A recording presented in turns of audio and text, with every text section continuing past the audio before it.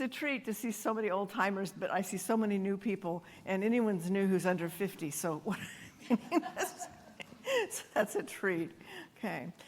The class today is going to be participatory, so it's fine for you to wave and ask questions, but I also have several questions throughout the session where I'm going to ask you for the responses. So just be aware that we're going to fit it in that way. Okay. Attacks on privacy. I really like this visual because here's the person in their cloaked hoodie looking at a 1040 and stuff. But that photo was used with the headline about where the Senate did an investigation. And this took place a year ago when I first saw it in the news about the Senate getting so upset. It was the New York senator. I must have the wrong state even. I apologize to all the New Yorkers here. But Senator Warren was central on this committee. But what she found out and what she brought up was that the Big Ten prep industry had recklessly shared tens of millions of taxpayers' sensitive personal and financial data with Meta for years. Now, any of us who know how the software companies that do-it-yourself, tax-in-a-box kind of companies during filing season, we know how they've operated for years. And many of them would advertise, you can do your return for free. And it would get all the way through it, well, you did your return, you just can't print it out. Or you want to do your state too? Well, that'll be a fee, okay? But what was going on behind the scenes, which caused this huge Senate investigation that just announced this last week, the rest of the story, okay? They were gathering information about people. Meta is Facebook, okay? So Meta, that's what Facebook changed their names to. And what appeared to be a huge violation of taxpayer privacy laws. Now, I found this to be surprising since the big emphasis, especially on us, about what we have to use to get clients' permission to disclose anything. Okay, that's been around a long time. We're going to review it in a few minutes. But it's been out there. It's published. They give us the words to use, right? But it wasn't enforced against these people. So the 4 primary companies that were behind this, in what was referred to as a massive taxpayer privacy breach by tax preparation companies and by big tech firms sharing of sensitive personal and financial data without consent. Tax Slayer, anybody hear of that company before? H&R Block, Tax Act, and I have not heard of this one, Ramsey Solutions. Has anyone ever heard of Ramsey Solutions? Oh, you have? So these were the 4 that were targeted in the Senate investigation that went forward on this. And just this last week, the companies that they were focusing on were Meta, Facebook, and Google. Okay, and so you're going to see as we go through this that the penalties for violating this law, if it's one of us that's doing it, I'm waiting to see what's really going to happen to these companies. What kind of a penalty are they going to pay? But apparently, IRS's response to it was to get on the stick in terms of preparing and offering an IRS free file. Okay? So IRS assessment confirms that the 2023 congressional investigation finding that the companies broke the law by sharing this sensitive data. TIGTA issued a report this last week, released more statistics about this and more detail on it. But IRS's response is, well, then it means we have to do it ourselves. Now, did your geographic area offer the free file last year? Yeah. Okay. Did you see many people, or did you refer many people to the do-it-yourself? No. Okay. Okay. I handed the link to a couple clients who wanted me to do their kids' returns. But the problem if the kids do the returns before we do the return, oh my goodness, what a mess. They claim, yeah, you're right, they claim themselves. It's kind of preemptive, isn't it? Yeah, it's preemptive. I can do it for you so you don't screw it up for your parent. Okay. So she's doing it as it'll save me so much work later to do it for you for free. And maybe it'll get the kids in the thought process of going to a professional to do their returns in the long term. Okay, neat. Well, that's where I got the visual that I liked so much. So we're going to do a refresher of the disclosure rules that these companies were breaking, and make sure that we're not doing that. And we're going to then go to what I think is the most frequent reason we run into disclosure issues, and that is conflicts of interest. Okay? Conflicts of interest are all over the place. It's like a minefield with the kind of work that we do and working with the clients and their advisors and everybody else to get tax returns done. So that's what we're going to do the next hour or so. Senator Warren has been the forefront of holding all of these things, reports, as I said. So IRS's response, we're now going to have more free filing tools. Disclosures, Code Section 7216. It is a criminal code section, the 7216. There's also an administrative one that's in the 600 series. But this one is, to me, frightening because it is considered a tax crime. And it's so easy to let someone call you and say, could you just send a tax return over to my friend or to my real estate agent or to my insurance agent? And that's when you've got to say, time out, can't just send it directly to them. Violators are subject to a $1,000 fine for knowingly or recklessly disclosing tax return information or using a tax return information for a purpose other than preparing or assisting in the preparation of the return.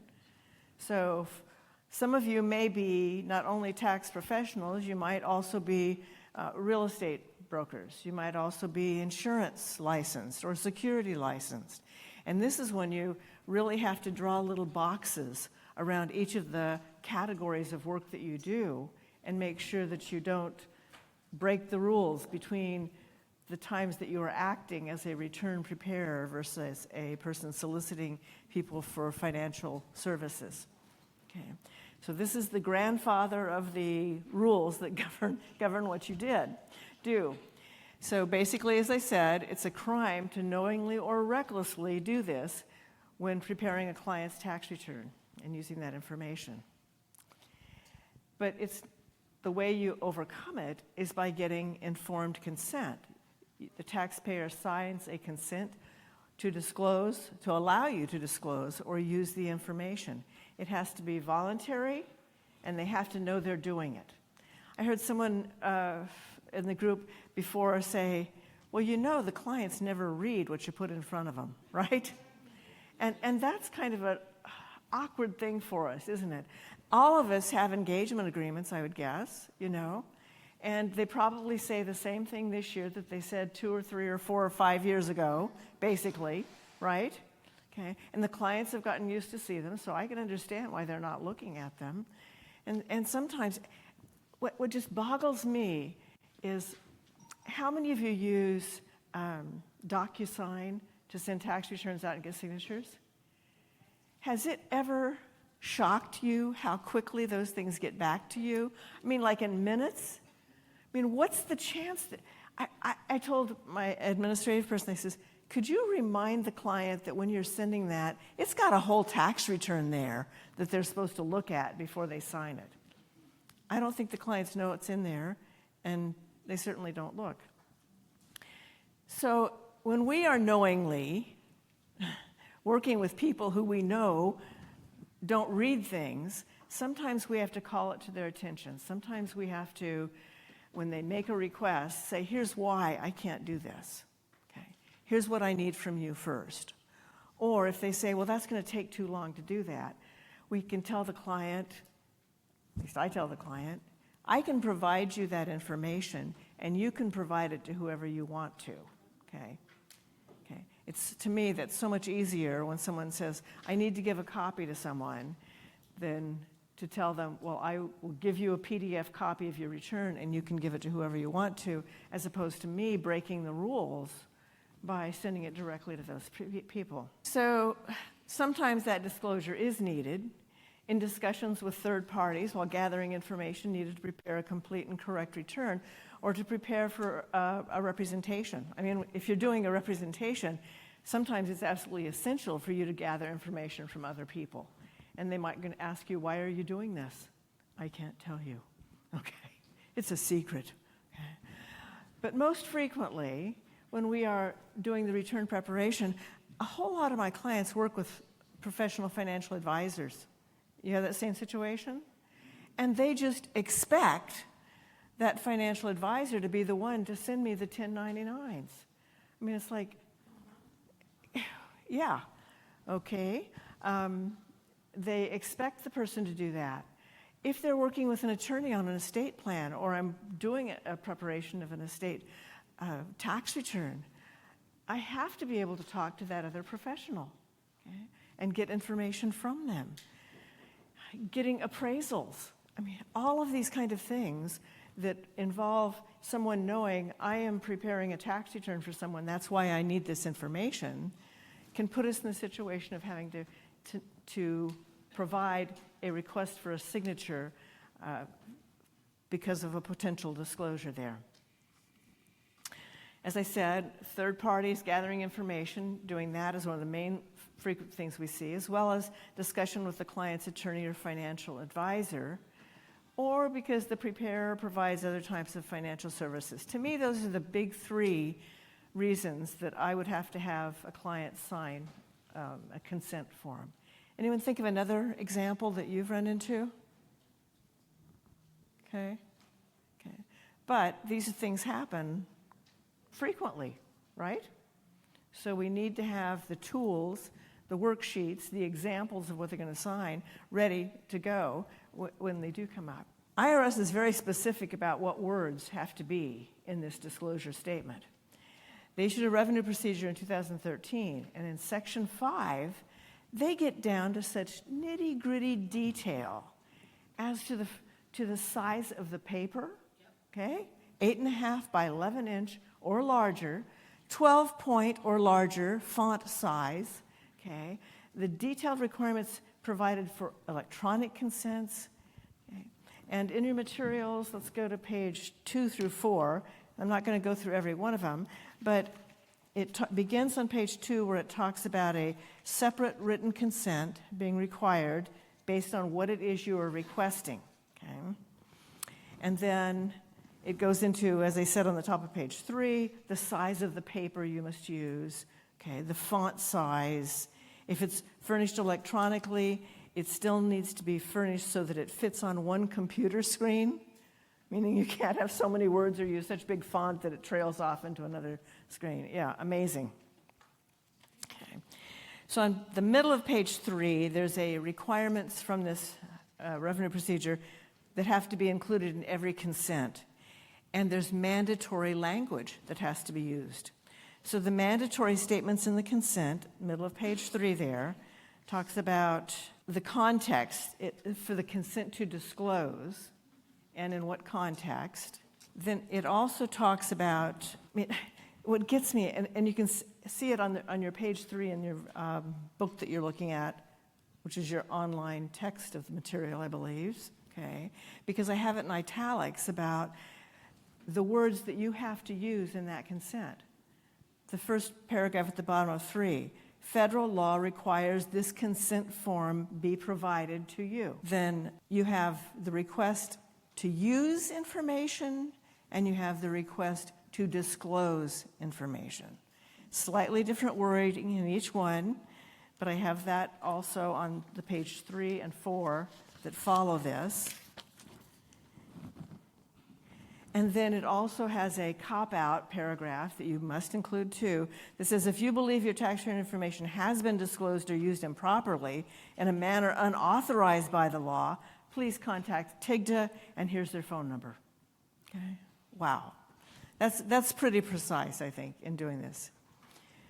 So if you are also working with a tax return preparer who's outside the country, how many of you use a service that you do ship the return out for somebody else to do the data entry? Anyone here? Okay. Yes. And has that worked well for you? Okay. Well, then that makes me feel much better because every year I think it has become so difficult to get assistance during filing season, hasn't it? Do any of you have a labor shortage geographically where you are? People that did not come back into the workforce? I don't know what they're doing to eat, I mean, where is it coming from? But it just seems to me that, and maybe a number of people retired, and maybe that's part of the problem. But I think in our industry, we lost a whole lot of people, and I hope not in the permanent way, but a lot of people didn't come back into the industry after 2020. And the whole work at homes, the whole ordeal. So it's been very difficult the last 4 years to get temporary staffing. So I was wondering that's the reason I asked about using these outside services. I've seen some that advertise, we're all in the US, we can do it for you too. But it still raises these same issues of disclosure, because you are disclosing their information to someone else to work on the return, and you've got to have consent signed by all of them. So the last point on this, here's where the resources are on it, is the slide that we have here, that there is a government website that is somewhat outdated because the big emphasis took place several years ago, and it's the 7216 Information Center. When you get to that, it'll show you the wording where you can cut and paste to create your documents. But it also has an extensive Q&A on circumstances as to what pieces are needed. So, what is the two that I think are important for us to know? What is tax information, followed by what is a disclosure? Tax information. Tax information is anything on that tax return, okay? It could be a name. It's not limited to the name, but it's the address. If you see it printed on the form, it's considered tax return information, okay? Like the name of your city, I would guess. It includes computations, the worksheets, the printouts that the preparers create, the correspondence from IRS during the preparation process. Sometimes we have to request transcripts from IRS, right? And those get incorporated in our work file, and that becomes tax return information. Any letters we get from IRS becomes tax return information related to the filing of those returns. Statistical compilations of tax return information. My son loves to tell me, well, last year on this day, this is how many returns I completed, and this year I've completed this many returns. Or he likes to compare a person's income from year to year to year and to show the trajectory of what is showing in their life, because he likes statistics. Well, okay, statistics that you create and use becomes tax return information too, if it's gathered from information you get from the tax return. And of course, your tax return preparation software registration information, for some reason, is considered tax return information pursuant to that reg. Okay, so all of these encompass you have to have ultra care to take care of it. But I think the other thing that's important is not only do you have to take the extra care to take care of it, you've got to train your staff that this is tax return information, right? And especially when we're in an industry that does hire temporary people, we have a staff meeting at the beginning of the year each year, and I have a checklist of things that I go over with just to remind people that we don't talk about any of the clients outside the office. Nobody looks at a return that isn't one that they're working on just because they see the name, okay, and they say, oh, wow, I didn't know she did his return. Yeah. Okay, so you train your clients to protect the information that comes into your office. Not your clients, you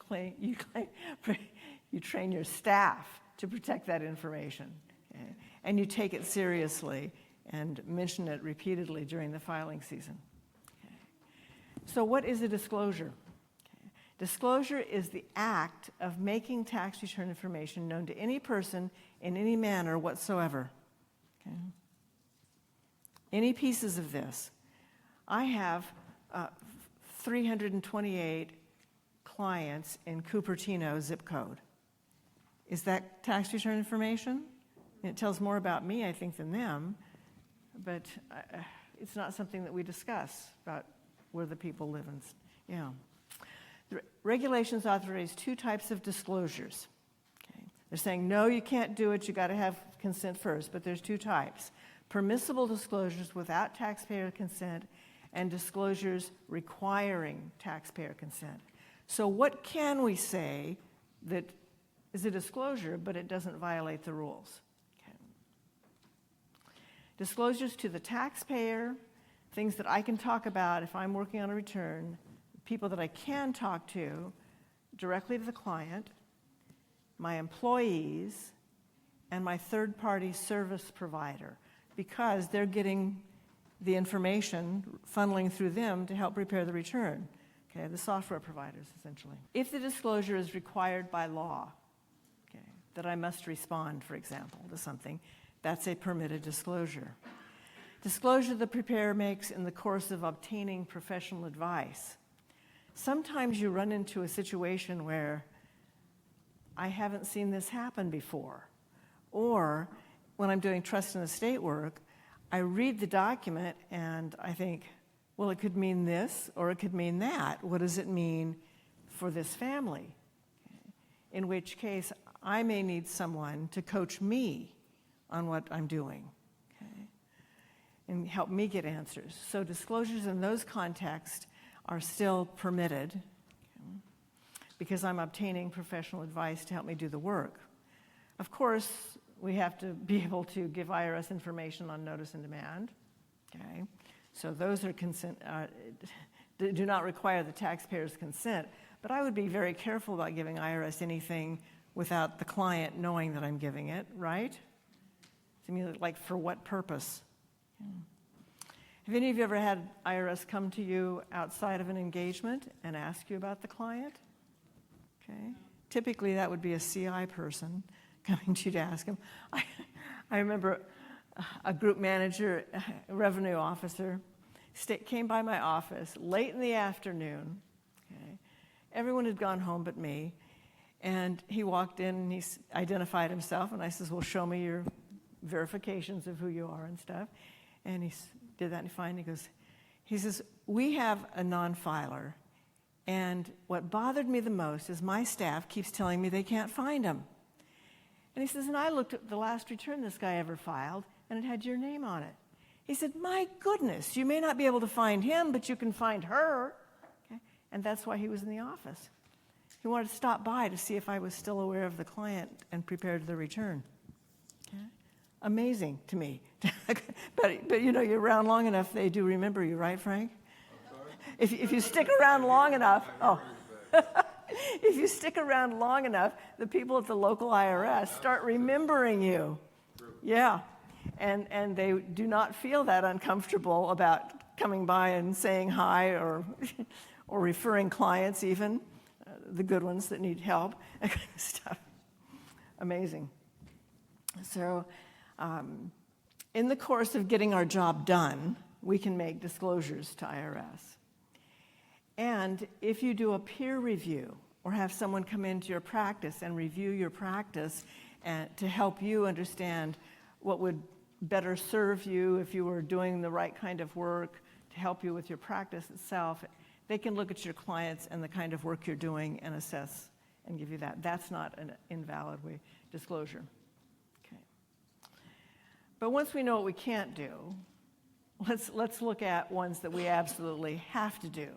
First of all, if the purpose of that disclosure is other than those necessary to prepare, process, or electronically file the return, okay, they require it. So you can break it down to, am I preparing the return, am I processing the return, or am I trying to file the return? Those are ones that I have to be able to do, and anything other than that is going to require the disclosure. You have to watch out for getting disclosure permission when you're working with affiliates or related entities of the tax return preparer. Now, this would go to a person who had both a financial services account practice as well as a return preparation practice, okay? Because they're both owned by you or affiliated with you, and so you do require disclosure from one hat to the next hat, okay? So that they know that you're using the information. And that was the key thing that was going on with these 4 major companies. The taxpayers were not aware in every situation that after the companies that I mentioned worked with them, they used that information, they mined it to offer services to the person. Would you like to refinance your house? Would you like to pursue this or that kind of financial opportunity? So that's what was the issue in violating the law, is using that information. As I said, for use in soliciting non-tax return preparation, business or services. And also, we need consent before we work with a bank, broker, family offices, a trust department, current or former spouses, or other potential recipients. Let's look at this group for a minute. If you primarily work with small businesses, it's not unusual for the business bank to request information from you. They may want to increase the credit line for that small business, and they say, well, just talk to my return preparer. Can you do that? Can you answer? I mean, they give you the call and they say, this person, I work for Comerica, and I've worked with this person's account, and he told me that you can tell me what his last year's gross sales were. Nope, can't go there, okay? You can say, let me get back to you after I have a written consent signed by John Smith, okay? So that's what it's setting up on there. Family offices. Do any of you have clients who have, this is usually the high wealth squad, they have a family office that takes care of, let's see, one of my clients, my goodness, some of these people, you'd think you could do your entire filing season with one family, okay? Because it's everyone up and down the family, all the kids, and then all their entities. And by their entities, I mean they may have an S corporation, they may have, well, a private foundation, they may have multiple partnerships that do different pieces. They have trusts set up for all the grandchildren. It wasn't until I worked with, it's like, how many people like this can you have in your practice and still make it through a filing season? But you've got to be careful in those situations because, granted, the family wants you to prepare all the returns for all these people. You cannot disclose anything between people. For example, when Dad walks in and says, is my son saving any of that money I've been giving him? You know, you can't say, he spends like there's no tomorrow, you better give it to him today because he spends like there's no tomorrow. You've got to be blind to that. You cannot disclose, even though Dad's paying all the bills, right? Dad's paying all the bills for all these entities, all the grandkids, anything else. It doesn't matter. They are separate individual taxpayers, and you cannot deal with that. Okay, any questions to get us this far? Then we're going to go into a scenario, and we're going to walk through it, and we're going to talk about something that might come up in the preparation of a tax return. Your client had a very successful first year for his new consulting business. Okay. There's still time before April 15th, and with the extension October 15th, when he could reduce his tax hit by contributing to a SEP. Your new friend from the Chamber of Commerce offered to pay you a referral fee for each client that opens a new account with his investment firm. I kind of look at it from the perspective of when I'm working with a small business person and I'm making a recommendation about things they could do to help their tax position, okay, using, it starts at home first. What kind of things can you do that is going to help you? And making a contribution to a SEP plan usually does help that person at lower taxes now, helps them get into a savings mode. Okay. Is there anything wrong, step one, of me recommending that the person consider contributing to a SEP? Oh, you started that already. Okay, but that's the point. Okay. Well, if I've got someone who's willing to pay me a small fee every time I refer someone to him, and he's going to take all the work and make it so easy for my client because he's going to help him set up that SEP plan. Where's the problem with me doing that? Is it a conflict? We're both going to help the person, okay? It's certainly a disclosure, though, isn't it? Yes, by a third person. Okay. So do you always give them multiple names when they want referrals? I mean, whether it's someone who's going to help facilitate their opening a retirement account, or maybe a referral to an attorney who's trying to build their practice.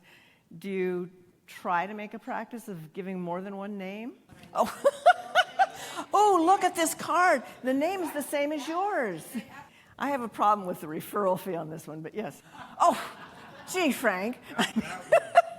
See, I was saying I had problems with there being a fee involved, and you're just saying, well, how big's the fee, right? Yeah.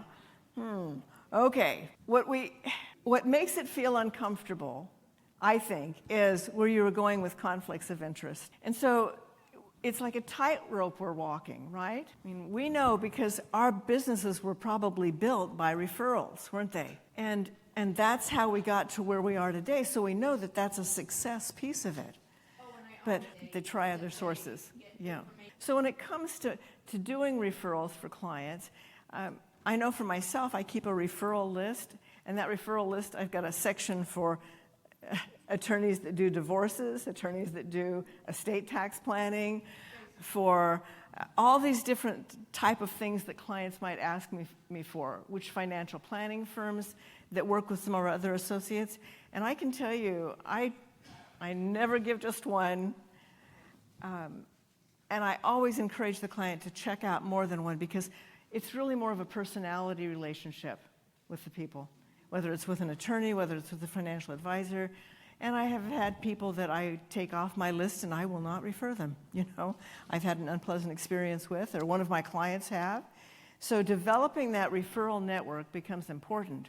But also important is being aware that it is a conflict of interest. It's a disclosure potential when you work by referring someone to someone, especially if they've asked you for, that they've told you they're going to pay you a fee to do it. Okay, so we're going to delve into more in terms of what kind of conflicts can put us in these awkward situations. And just as an overview, conflicts, I think, are kind of like quicksand, okay? Because you don't always know that you're in the middle of a conflict situation until you find yourself sinking in deeper and deeper, and you start thrashing about trying to get out of it and thinking, oh my goodness, I didn't think it was going to go this way, right? Okay. So you've got to work yourself through the situation. And I think when it comes to conflicts of interest, we find ourselves in a lot of potential conflicts of interest. Okay? So we've got to be able to distinguish between what are the potential conflicts associated with an engagement versus I'm knee-deep in sinking, okay, that I'm already in a conflict of interest. Because there are some conflicts that we can't work our way out of, okay, especially if it's a conflict that's going to benefit me more than the client. So potential conflict versus real conflict.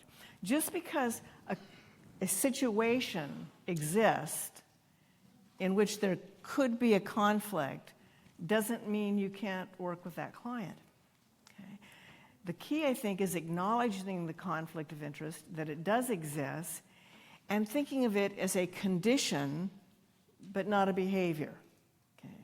The condition can exist, but your behavior part of it is the actions on it, and whether or not those actions contribute to a disqualifying conflict of interest. So to me, the best response to conflicts of interest is to disclose them rather than think I can eradicate them.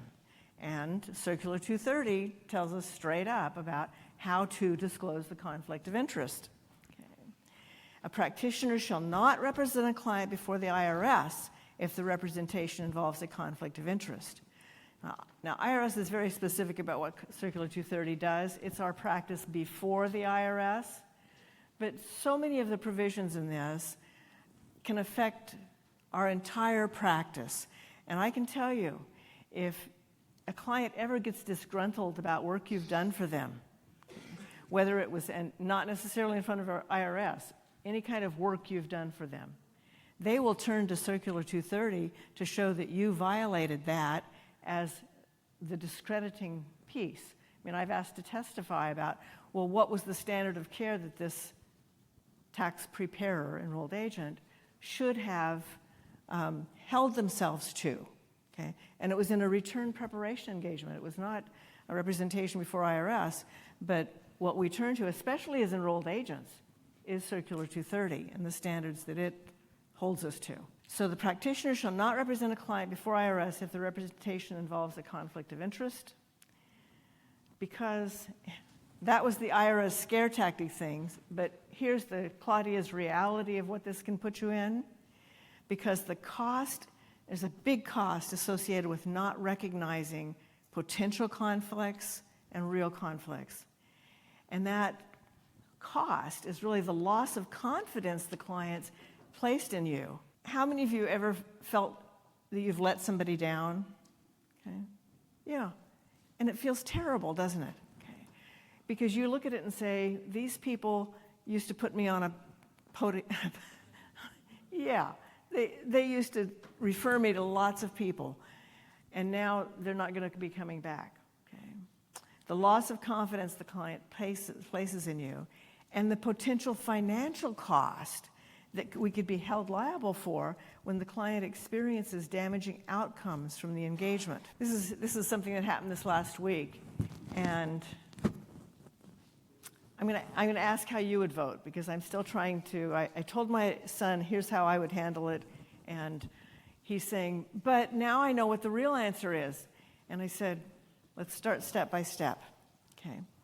New client came to him, and they had bought an electric vehicle. Okay. And this wasn't for 23, it was for 22. Okay. Because 23 was even, in my view, worse.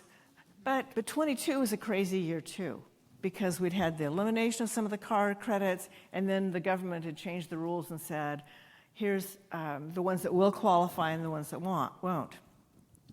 So the couple came to him, and they brought all the paperwork. They brought the purchase document. They brought the thing that they tape it to the outside of the car, telling you what the gas mileage and all these efficient things are, and yeah, they brought that piece of paper. They brought descriptions of, here's the VIN number, that kind of stuff. They brought everything they needed to him. And they said, we're coming in this year because the person who sold it to us says that the car qualifies. Okay? And so he quickly looked it up on the IRS website, because, there's one that will take you directly to the IRS site. And he checked out the brand of car and the engine size and all that, and it says it qualifies. Okay? So he prepared the return. He submitted it. And last week, the people walked into the office with an audit notice or a change notice. It wasn't a CP 2000. It was a special kind specific to the motor vehicle. Now, when I saw it, I thought to myself, wow, they are Johnny on the spot with this car tracking stuff, because I thought it was going to be a 23, because I had never, ever seen an IRS inquiry about electric vehicle credits. Have any of you had one before? This is what we found out. Yes. Okay. So let's move on. Okay. So he finds this, and he's going through it, and he was checking all the box. He was getting the stuff ready to fax to IRS, and he said, and he had me read it, and I says, it is so unusual for them to send a notice like this. It's like, what do they know that we don't know? Okay? Because we've got, and we checked the numbers to make sure the VIN was on there correctly and everything. Okay? So we went back to the IRS website. The first one we went to did say that that model of vehicle with that size engine qualified. And then there was a reference to a different website. Okay? We went to that website, and it said, here's the exceptions for these particular cars. And it had to do VIN numbers issued with, and it had a different digit sequence on one part of it. And he said, these particular VINs that were issued are on vehicles where the portion of manufacturing was outside the U.S. Yep. Oh, my goodness. Okay. And I told John, I says, before you respond to the IRS letter, let's step back and say, he says, well, I'm just going to tell the client they're going to lose it. And I says, time out, okay? We have to go back. I says, because it's $7,500, there's going to be an accuracy-related penalty, right? 20% of that. And I said, so we've got to start going back and building the case for the non-assertion of the accuracy-related penalty. So time out, go back, and think through what was available to you at that time. Anytime you use an IRS website, oh my goodness, I've said this before, on the FAQs, the questions that IRS puts out, those things change over and over and over again as they evolve to getting more and better information. I said, before you ever rely on one of those things again, print it out so that you can put it in the client file. I said, do you recall there being anything else that would suggested that you needed to look anywhere else than that at the time? And he goes, no, but I know I went to it and I double-checked that this was on it. Okay, well, it may have changed since he prepared that return. So at this point, the issue becomes, is it a conflict of interest in any way for us to try to think past responding to this notice? Okay? And how are we going to respond to this notice and work it out with the client? Okay? I mean, how many of you are going to vote for him to just say, tell the people they owe $7,500 and walk on? Okay? Anybody going to go with that? How many are going to say, provide IRS with all the information you had at the point that you made the decision and let them figure it out and let them check that VIN if that's what they're doing? Okay? Because when we get a document request, we can't ignore the document request, can we? We respond to the document request, but we let the people that we give the information to make their own decision about what happens next. I says, I also think that we need to make sure that this is what was known at this point in time, so that if it is necessary to try to request the non-assertion or to mitigate, to request that it be removed, the accuracy-related penalty, that we have everything that was available at the point that return was prepared. Okay? Yes? Yeah, I mean, I think we will lose again. I mean, he's going to lose the $7,500, but I think he's gone. But I think it gives him the point at which this is why I made this decision, and request for abatement of the penalty. Okay, so it changed on that. All of those things. I said last year, at the end of the year, I did a tax talk today for NAEA, and they were saying, give us one bit of advice that your practitioners can, the people can live with for the year. And I said, IRS has put vehicle credits in the hand of used car dealers. What could go wrong, Yeah. It's scary. Anyway, conflict of interest. Conflict of interest in that situation goes back to, as a preparer, I sure don't like the idea of the potential this client's going to be upset and is going to say, why didn't you know all the rules when I hired you in the first place? And should I tell IRS the truth right now and be over with it, or should I let them make their own decision? How am I going to deal with the you're in a box. There's no way to get out of it. It's not something that you can disclose and it'll go away. It's figure out how to deal with it. Okay? Yeah. So conflicts. A conflict of interest exists if, stepping through it, the representation of one client will be directly adverse to another client, or there's a significant risk that the representation of one or more clients will be materially limited by the practitioner's responsibilities to another client, a former client, a third person. I mean, look how far it trails down there. It's not just one-to-one. It goes to, well, what about former clients? What about a third person? Or, and this is the one that's insurmountable, by a personal interest of the practitioner. Okay. An example I just gave you with that story about the VIN is a personal interest of the practitioner. Okay. The conflict is unavoidable. You've got to deal with it at that point, okay, and figure out how to stop it at that point. Disclosure to me is the only way of stopping that thing.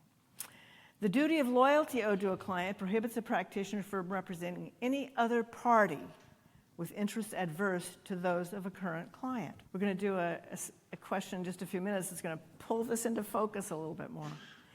Now, there's a few exceptions to that rule, but they require informed written consent of all the affected clients. So if you're working with a group, okay, and there's a potential conflict of interest, then your disclosure is not limited to one person. Okay? It's the group that is affected by it.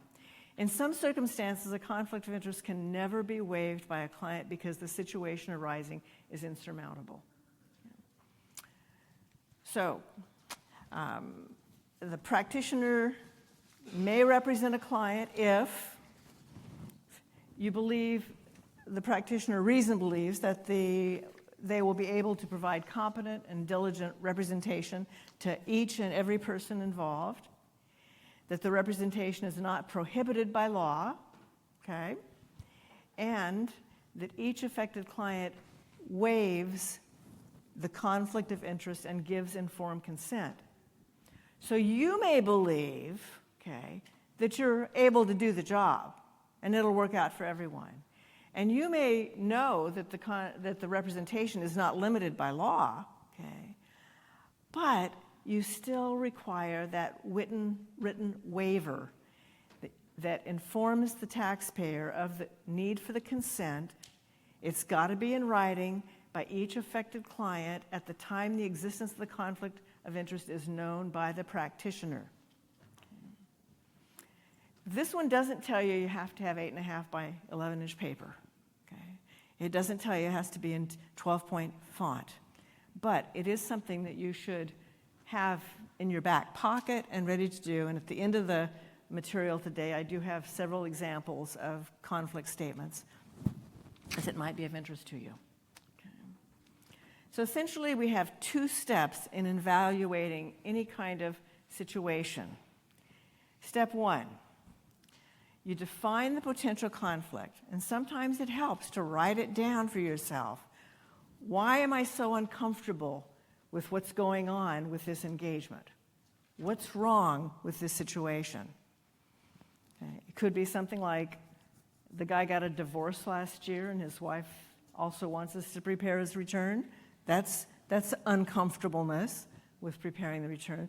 Define the potential conflict, and then step through it. Step through it to determine whether it's possible to represent the client. Is it possible to do it? How many of you, when a client gets a divorce, and with the divorce rate as high as it is, okay, you'd probably have far fewer clients if you didn't do this, but how many of you have a practice of not preparing tax returns for formerly married clients? Anyone have a rule about that? So it's okay with you if a client who's been a good client for years and years gets a divorce, comes in and asks that her return be prepared by your firm and his return prepared by your firm. Uh-oh. Okay. He's already jumping to what the potential conflicts. So let's talk about, well, what could be the potential issues that you might run into? Who's claiming their kids, right? Or what if there's spousal support? I've run into issues with spousal support because one of them didn't tell me that they were receiving spousal support, and then I find out weeks later that the other one, once at that point, wanted to deduct the spousal support. Okay? So there's a landmine, right? There's several of these that you have to be able to dance over. So in advance, figuring out how you would do it. Now, law offices, there's software that a lot of them use where they check people's names and see if they've ever done work for that person before or if they're related to each other, to a client that they've represented. So they do a formal conflict check. But I would imagine that in most tax practices, the ability to do a conflict check is who's got the best memory in the office, right? I mean, who knows whether this person is married to someone else or not, or has been in the past? If it's a current situation where they were married and they want to separate and go forward, you know about the fact that they were married to each other, and you know about potential shared attributes. But if you're going to do that, you're going to need to have a conflict statement. And in my office, it wasn't just the potential conflict statement. We went into detail about here's what we will do, here's what we won't do. Our document says they won't have the same preparer, okay, typically, because we have multiple preparers in the office. One person may be preparing his return, another preparing hers. That in the normal course, those people may not talk to each other because they're keeping confidential the information about the taxpayer. Okay. But if an issue comes up about the kids, being able to go across the hallway and say, on the Smith return, he's not claiming the daughter this year, right? Okay. Because that is a disclosure. That's a disclosure that we have to say this potentially could happen. We'll ask for information, and we will confirm it. Okay. And in my agreement with clients in this situation, I will usually say something about, we will not complete the tax returns if there are unanswered questions or if there is inconsistency between the information provided by one person and the other. So, I mean, and they say, what do you mean inconsistency? Well, I've seen some pretty big inconsistencies. One person saying, not even telling me about receiving spousal support, and the other one's telling me it was $76,000. I mean, little things, you know? So you've got to be able to do that if you're going to prepare a correct tax return. You're going to need consent and to disclose. Now, I don't tell them anything about the return. Typically, what I will tell them is, we have reached a point where we have discovered inconsistencies in information being provided. We will not go forward until we have the returns consistent in presentation. Has anyone come up with something like that you use in practice?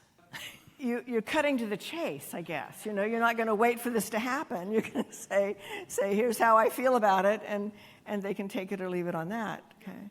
But I can just recall coming to being in my office and hearing this woman screaming at my administrative person at the front desk. And so I walked out of there, because I was a couple doors removed from all that. Walked in there and I says, excuse me, what's going on? Trying to get the person to de-escalate a little bit. She goes, in the divorce decree, it said that you would prepare my tax return. Are you kidding me? I mean, you know, you put this in the divorce agreement? She goes, yes, and he got to you first. And I don't want to have the same company prepare my return that prepares his return. I mean, we were not a party to their divorce agreement, okay? But I guess we should be flattered to think that they took the service that we offered so seriously, you know, that they would say something like that. You know, but you're going to run into these situations, so anticipating them, figuring out how you're going to handle it, is real important, because it makes a huge difference in the dollar amount. And trying to clean up a mess that's created because you didn't deal with it up front can be a problem, as we'll see if we get to some of those examples. Okay. So we can't practice without encountering conflicts. The difficulty lies in distinguishing a potential and a real conflict. But you'll feel it when you get into one of those real ones, yeah. Or when that potential becomes an actual conflict. Okay. So let's zip through some types of conflicts of interest. You can run into types of conflicts of interest you've got current clients, former clients, and prospective clients. Okay. Several years ago, director of practice would go out to the IRS tax forums. And I was doing a number of IRS forums for IRS. And I was invited to participate in the onstage discussion of this kind of stuff. And in the issue of conflicts of interest and stuff, and married filers and unmarried filers and stuff, I gave an example of something that had happened in my office just a week or so before. Now, you don't have to have these things happen to you, because I've screwed them up myself, and you can learn from my example. But I'm on stage in this big arena in Las Vegas, the size of those rooms, and I'm talking about, I had an incident the other day where a client came by the office and he'd gotten a CP 2000 letter. And I looked it over, and I knew it was the year they got a divorce because my associate had prepared his return, and she brought the letter to me and she says, could you come in and talk to us about what needs to be done about this? The letter was addressed to both husband and wife, who IRS apparently didn't know were not living together anymore, not married. And the wife had moved to another state. The husband had stayed in Cupertino, close to the office there. So he had received the letter. The letter says, we believe you owe, and you know how shock and awe the CP 2000 letters can be because they put that big number, we think you owe this much in taxes. And I looked at it and I says, well, there's a place that'll tell us what it's about. And I looked at it and I said, what is this? And I asked him and he goes, I don't know. And I says, well, it was a 1099 NEC. And I said, and clearly it wasn't on your return. And he goes, oh, my wife was doing some freelance that year. And I said, okay. And he goes, that may be one of the companies she worked for. And I said, great, then it's not yours. And you need to get this to her right away and encourage her to get competent representation in the new town she moved to. And I says, and we've got a slam dunk innocent spouse case for you, okay? Which we proceeded to, send in the papers saying that this was not his income. It was a proposed assessment. It was not his income, and, he shouldn't have to pay any taxes on it. So I thought I had done a good thing until I explained that story, and right after we finished the presentation, one of the attorneys in the Director of Practice's office who was traveling with us, he says, you can't do that. You just violated Circular 230. And I said, huh? So how did I violate Circular 230 by doing what I just described doing? They had filed a joint tax return that year, okay, one. Our office had filed that return, and while he, almost 2 years later, was still a client, and she wasn't, a client that you work for never becomes not a client, okay? So what we had done was we injured her while protecting him, okay? Yeah, we injured her while protecting him. What should we have done? We should have said, you two can have to work this out, but we can't take sides in it, okay? And so you'll have to get, well, who am I going to refer them to? Yeah, So we can't help you. You might look at the divorce agreement, though. I mean, I could suggest to that to him, because most times divorce agreements will have a clause that has to do with after discovered information. But we couldn't help them, suggesting somebody else could help them. Okay? And then maybe somebody else could have taken that innocent spouse case. But it was one of the fastest ones I'd ever seen. Yeah. Okay, so, yes. Frank, okay. Oh, here's the one I've made, Act Blue. Yeah, see, my client thought that was a charity. She wrote lots of checks. Yeah. It was the same thing. Act Red, okay. Yeah. Police conference, it was just not a... Yeah, okay. So, yeah, I know what you're doing. In fact, I have an example of it coming up in here. You do? Oh, all right. I'll wait for the example. No, but we run into this situation. How many of you work with some elderly clients? Okay. And even if their kids have brought in their stuff to you to do, please take care of mom's return, you got to tread very carefully in those situations, because it comes down to who's the client. Okay. Who's the client, Frank? Mom. Clearly. Does the son hold a durable power of attorney? See, and I would be surprised if he didn't, but he probably, if he did and he provided you that, then he could stand in mom's shoes, couldn't he? And everything you act him. Yeah, exactly. But I want people to see the difference of it. Yes. And in your situation, you're between a rock and a hard place, right? Because You can talk to mom. Attorney because Yeah, he's going to say, "Oh gosh, what's mom done now?" I mean, yeah, okay. But you're in a spot because of this, because when a person lacks competence, even if they'd given you a power of attorney weeks and months before, okay, that power of attorney is no longer valid. Karen Hawkins rammed that into my head.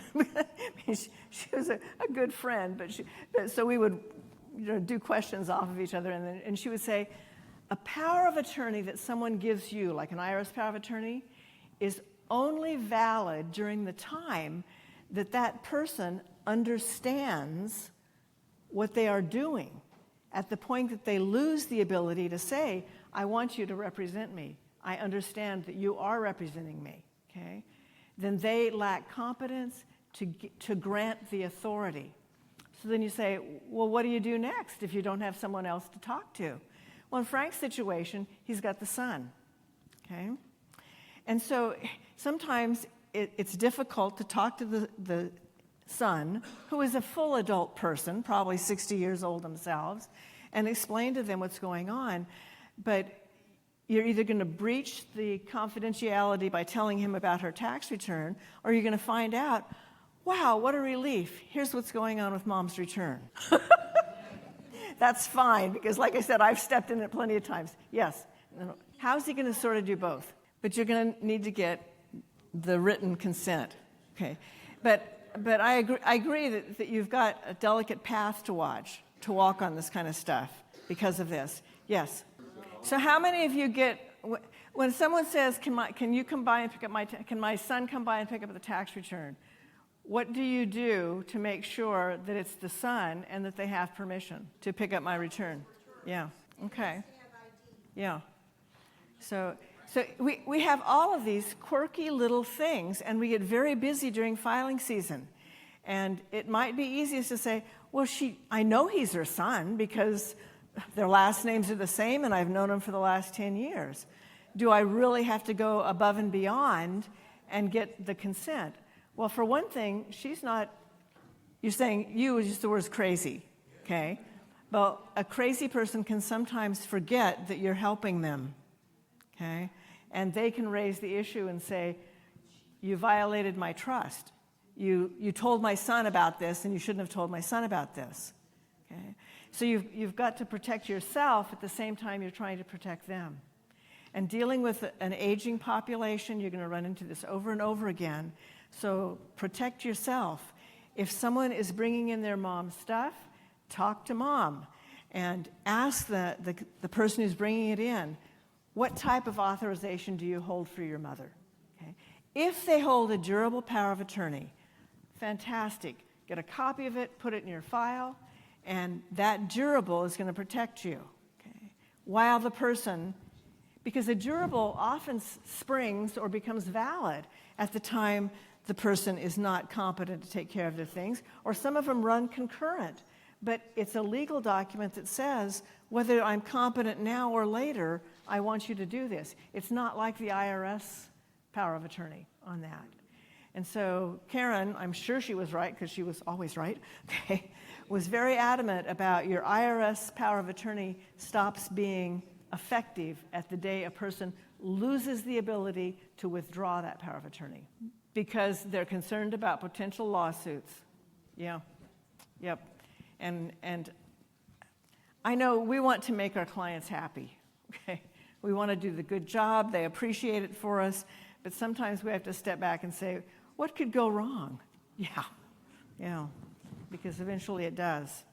So current clients, former clients, prospective clients, do any of you work for third-party fee payers? And what I mean by that is some people advertise audit representation services that people buy in advance.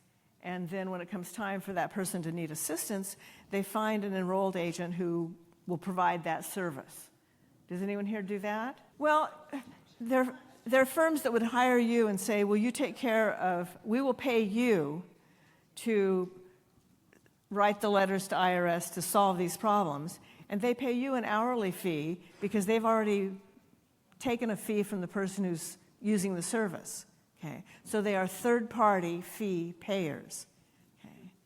The point that I was making on the third-party fee payers is the conflict of interest between when you get engaged in one of these and the fee is kind of a set fee, you're going to get the same fee whether it takes you 3 hours or 30 minutes or whatever. Okay? Is there a conflict of interest potential there? That if you get needy, because you know how it goes with IRS sometimes, you can sometimes get lucky and the person on the phone can resolve the issue within 30 minutes. Whoa, and everybody's happy. And then you can have other ones where it just goes on and on and on, and you end up in appeals settling something 9 months to a year later that should have been resolved back at the start of it, okay? That take you hours to get it done. So do you see a potential conflict in working for a firm where you're knee-deep into it and you say, I haven't got time for this, okay? I'm only paying, $600, and I earned that the first time that we dealt with IRS, and now I have to keep working and working and not getting a greater fee. To me, I see that as a potential conflict, in your gut at least, of saying, how much time am I going to put in on this to get it resolved? So that was a potential types of conflict of interest, or personal interest of the preparer. So I'm going to give an example next of a partnership return. And this partnership return, we'll call it Sandy Woods LLC.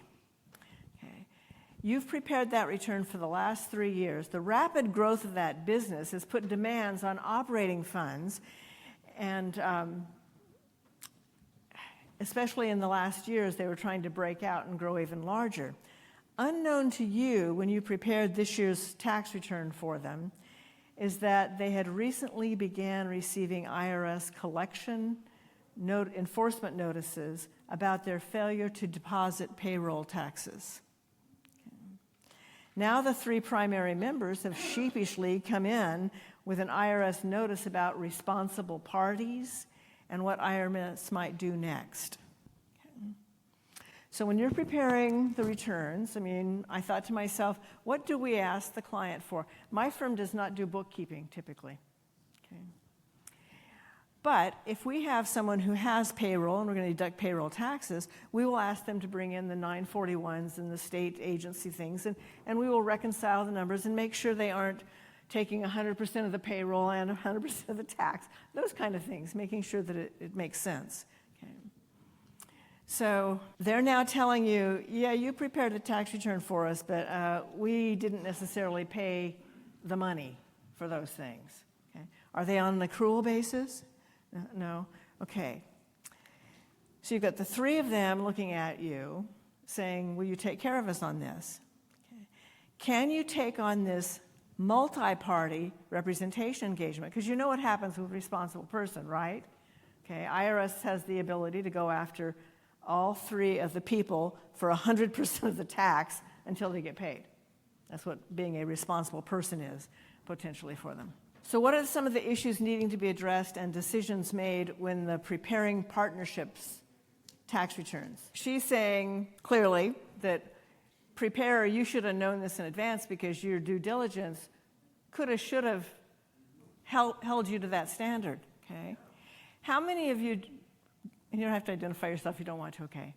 But I realize there are places that prepare tax returns based on the bookkeeper's records.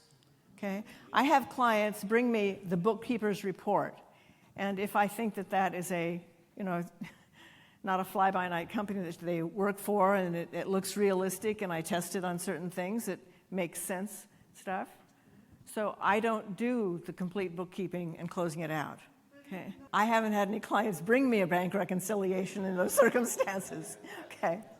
Okay, so we've got this checks and balances thing. I know that there are some practitioners who say, I only prepare returns for people I trust, and I do their complete bookkeeping service so I know what's going on. For these 3 people, because that would be another type of conflict, wouldn't it? Yeah, so it could grow past that. It could grow past this, yeah. Okay, so let's hit the first one first. The first one in terms of the issues that can come up would have been the expensing of the capital assets, distributions that were made, whether or not they paid the money that they said they paid on this, and the positions taken on the return. Okay, all of these things are going to come up in this, and they've got this letter saying, we're looking for a responsible person because you haven't paid your taxes. So do we agree that there are fraught with conflicts, right? With potential conflicts, not the least of which is that you prepared that return. It could have been for years ago, okay? Do you still feel comfortable taking an engagement on for these 3 people all at once? I mean, the point being here is that they're with the same company, they've got the same objective, you think, and each one of them needs separate representation. So that's the point. They each need separate representation. So his approach is not to say, well, because remember he said we have a 1-2 thing with conflicts. One is define what the conflict is. The second one is make a determination of whether you can go forward with it. So what you're saying is explain to the 3 people, here's how this type of penalty works, and they'll get it from whoever has the cash, and they'll look for the responsible person. Maybe one of you was more responsible than others, but each of you are responsible. You meet the criteria because you each have bank writing check authority or whatever, okay? So you go through all of those parameters, and you're saying, I don't have to back out of this until I find out and give them all that information and then ask them whether I can go forward with it, okay? And if you find out in the course of this that they say, we've got $26,000 left on our line of credit, each of us will put in this much money and we'll pull that and we'll be able to resolve this, then you can probably feel comfortable because the solution will be resolved and it won't be one of them being hung out to dry, okay? But if you don't get that kind of response, then do you need to step back and withdraw totally? I mean, you prepared that return in the first place. Okay, so I know that there are some enrolled agents that feel uncomfortable about handle representation, especially when it gets into the nitty-gritty of complex collection areas, okay? Or when you get to ones where you are going to have to make the decision as to whether or not you're going to assist the taxpayer with a tax court petition, okay? So you've got to make that decision for yourself about how far you will go with a client.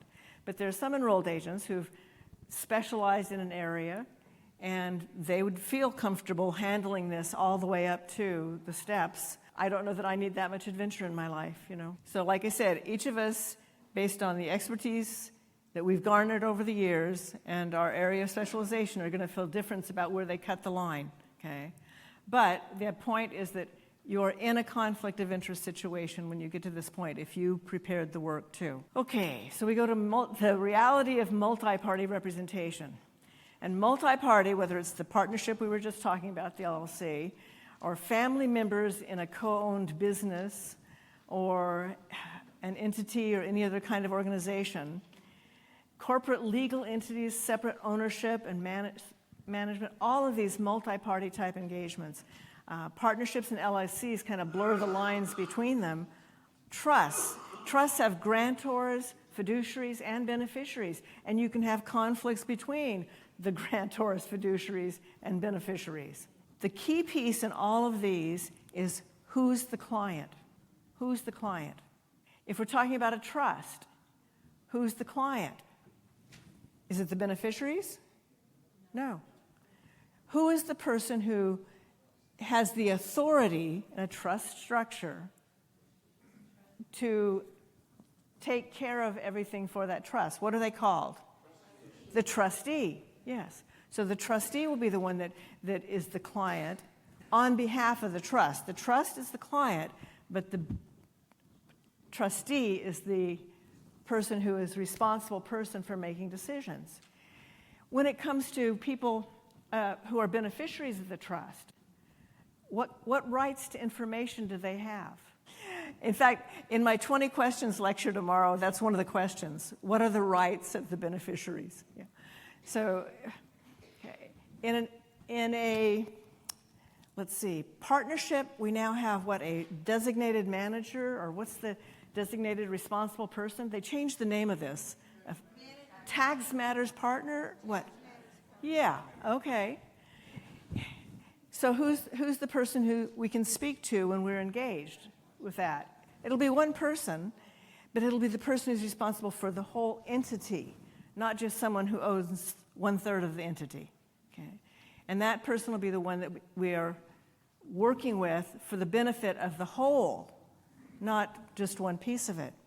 So you work through it, and in each case you find out who is the responsible person, and your obligation is to engage that person on behalf of the entity itself, not on behalf of the other people who would be impacted by it. Okay? So you have one client in each case then. Let's try one more. The general partner wants to offset as much income as possible because he's had a really good year. But you also work with two of the limited partners and know they will receive little benefit from expensing the capital expenditures all in a low year. You know what I mean? I think some preparers, their heads don't turn on like they should when they're working on a business return. It isn't always best to expense everything, or 90% of it, which is this year's rules, wasn't it? Okay, because you might generate such a low year that the next year the person is going to get a whipsaw because they haven't got any depreciation left off offset things, and they're still making payments on the loan. Okay, so you put all of that in your head when you make the decision about what kind of elections you're going to make on that return. So the general partner, who is the person who is responsible on this, and your client, isn't the only one whose return you prepare. You've got some limited partners who they had a low year too because the business didn't do as well. It was spending so much money on everything else. And spreading it out over the next several years might actually provide a better overall outcome for all of the investors, possibly. Is it appropriate for you to comment to the GP? And can you respond to the LPs, the limited partners, okay, as to why the income reported is so low? So first of all, in working with the general partner who has retained us on behalf of the business and is the responsible tax person, I can give them any kind of coaching and recommendations that I would see appropriate, right? And then if they say, well, that's nice, but I've got a lot of other issues this year and I would like to take that whole thing now, then they are the one that's making that decision. Can I go tell their buddies that we're not going to help them out? No. Okay. I can tell him, I've had some requests for information, maybe you could share, your insights to the other people because I can't talk to them about these matters. Okay? That you represent the entity and you represent the person that I can talk to on it. All of these situations, they really come down to dealing with best practices. Because right in Circular 230, we have the best practices for practitioners. And it falls into that same thought process where we're identifying potential conflicts. We determine whether representation is even possible, whether we can even take the engagement. And should the representation be possible, then we determine whether we want to take the engagement. We speak to the clients, explain the risks and the advantages of a representation burdened by a conflict of interest and other alternatives. Okay? So if we get asked to take on, we're going to deal with it heads up at the very beginning. If you're dealing with a partnership and it's only 2 or 3 people that you have the potential for head banging, okay? So whether it's in representing the return or preparing the return, you can use these best practices as a way for you to feel comfortable that it's okay to proceed. But once you get to the part where you say it could go bad, in addition to your normal engagement agreement, you're going to want to get consent from the people. And be sure to draft custom-tailored waivers rather than using the boilerplate that you see on any of the websites and that I have in the back of the material for you. Tailor-make them to your client's situation and include highly detailed information about the potential conflict and what is there about the situation that makes it unique to them, that creates the conflict in it, or the potential for it. And then make sure before you take on any engagement to define who's the client. Okay? Who's the client in this situation? It's fairly easy when we're preparing a 1040, unless the people are divorcing or just recently divorced or share attributes, attributes meaning kids, or spousal support payments, all of those things. Okay, here's a couple quick scenarios too. And Frank, this is similar to what you were talking about, that I ran into in my office. I was in the back room saying, let's clean up this file situation. And I looked and I saw what looked like files that had never been completed. And I said, why are these partially completed returns still in our file? This is from a year ago. Okay? It was past October 15th. Okay? So what's wrong with this picture? Why would we still have files for clients? I mean, to me, it tells me we didn't get the return done, right? And so what did we do at this point? So I sat down with the preparer and I said, what's going on? And she said, well, the first time that this client, year that they were here, and they were referred by, and she told me which of my clients had referred his sister, okay, to the office. And she had taken preparing the sister's return. She goes, the first year, it seemed to work out fine. She brought in a basket load of stuff, but I was able to get through it and get the return done. She goes, the next year, she brought in a basket load of stuff. I went through it, but I noticed it had some stuff from the previous year in it. Have you had clients do this? Yeah. It's just anything they throw in the, yeah. She goes, and when I got through everything I could, I started contacting her and saying, this is still missing, and I still need this, and I still need that. And she didn't want to give me a power of attorney. It seemed to scare her when I used that phrase, power of attorney, okay? So she said, so what else was I supposed to do? Okay?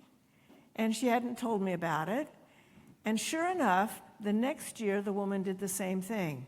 Dropped off it in a brown paper bag, papers she had stuffed in it, and the condition was even worse. So how did this finally come to a head? It kind of came to a head when the senior woman passed away, and we were asked to assist in settlement of the estate, and she hadn't filed tax returns for a few years. So we had to go through the process to get the information in, and then I did have to tell her brother what was going on because he was the executor, and he was very miffed at me. I mean, he was saying, why didn't you tell me this was happening? How come I didn't know about this sooner?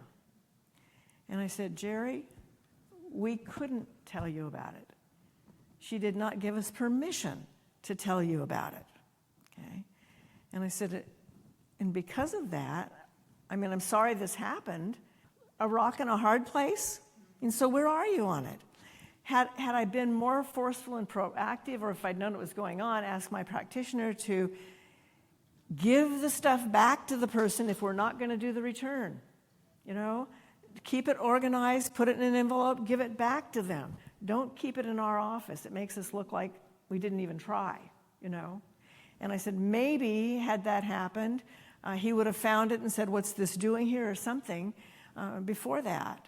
But we couldn't run outside of what she gave us permission to do.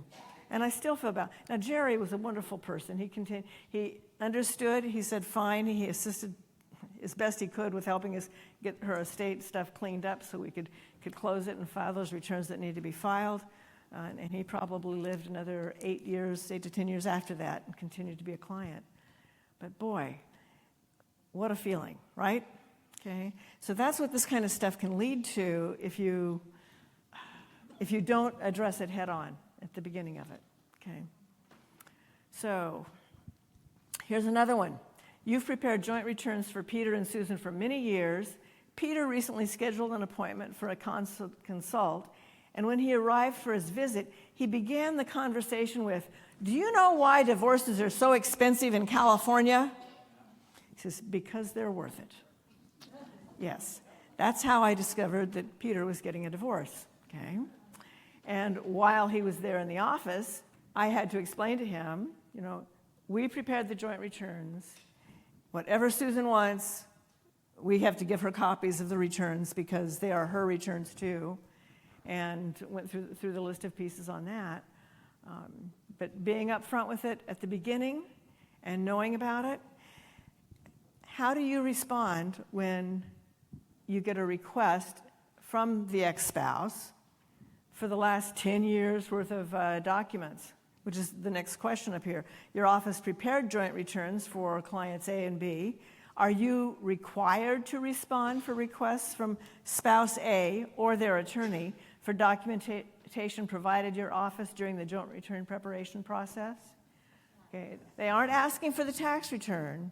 They're asking for the source documents. What did you use to prepare these tax returns? Your office prepared the returns. You didn't know they were getting a divorce. They may not have known it at that time either. You hope they didn't know it, you know. And I don't know about you, but we scan in all the source documents into our file, right? And you've got a portal, and they put them up there, and so okay. So she's going to say, well, you guys loaded up the vault. Why don't you look in the vault? 2 to 1, she's not the one who knows the password, right? But still, it's between the two of them to get that. Okay, so that's one approach. Yes. Okay, so nowadays with the electronic transfer of documents and everything else, I can see where you might be able to do that, which you wouldn't have been able to do 10 years ago easily on it. But you're saying you give the client, each client gets a copy of both the return and the source documents. Yeah.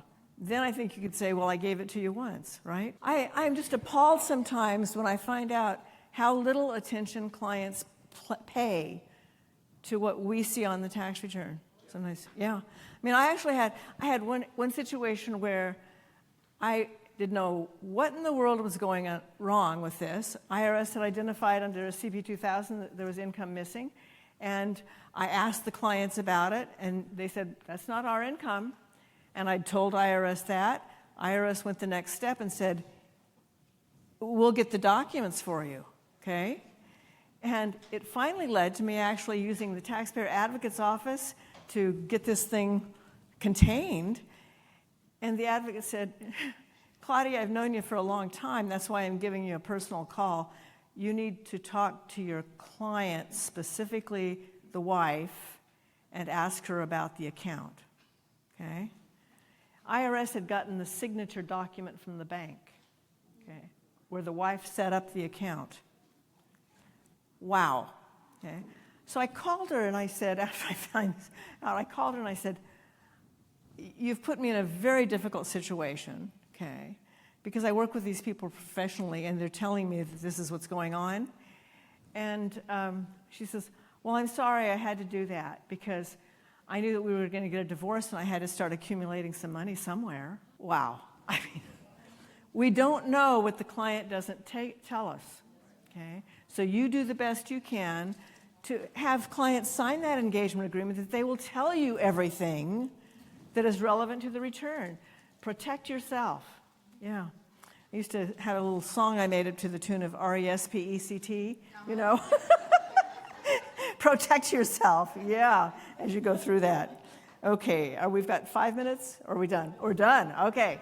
So we're going to end it at that. Let me tell you what's in the back of this. So at the very end of your materials, I've got 4 exhibits, I believe, and they are samples of letters. Let's see if I can, okay. Let's see. One of them is an article by a E&O carrier, Travelers for Accountants Risk Management newsletter, that's on the topic of who's the client, okay? Because if you start with that, anytime you come into one of these issues, it'll really help you define what you need to do next. And then the exhibits in there is a disclosure and waiver of potential related party conflict of interest that NAEA put out several years ago. I've got 2 exhibits from AICPA. One of them are conflict waivers regarding current clients, one with former clients, and then an example of a 7216 consent to release information. And I'm sure that there's much more current type of ones, but be aware, look at several of ones in this type of category. You can find them on the internet, and make one for your office that fits the kind of clients that you work with. Tailor make it to you. Okay? Thank you.